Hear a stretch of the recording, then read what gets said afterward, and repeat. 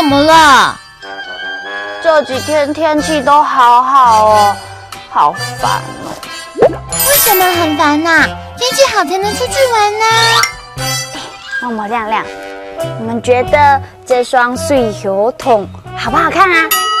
彤彤姐姐，你在说什么啊？水是雨鞋的意思吗？默默好聪明哦。水球筒就是雨鞋的意思。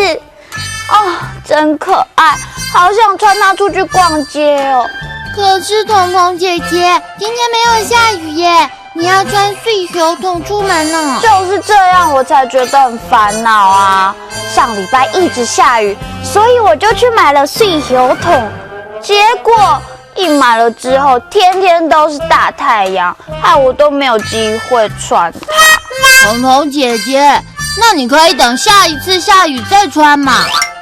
我还一起买了这件睡衣、雨衣，也好可爱哦。可是今天天气很好耶，穿出去应该不适合哦。哎呦，现在的水球筒还有睡衣都做得好流行、好漂亮哦。不如这样好了，不能挡雨，那我就拿来挡太阳。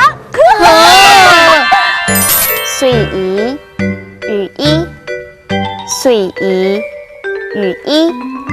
默默，我问你哦，你觉得这一件睡衣比较漂亮，还是这一件？我觉得这件比较好看。好，那我就决定要买这一件咯。这件彤彤姐姐穿起来一定会很好看哦。水球筒、雨鞋，水球筒、雨鞋。默默啊，你有看到我的水球筒吗？没有哎。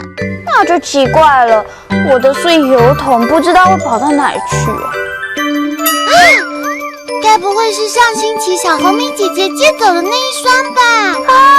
对哦，在她那里啦。那我赶快打电话给她。水球筒、水衣，两句客家话，小朋友学起来了吗？哈克乌拉拉，我们下次再见喽！张总了。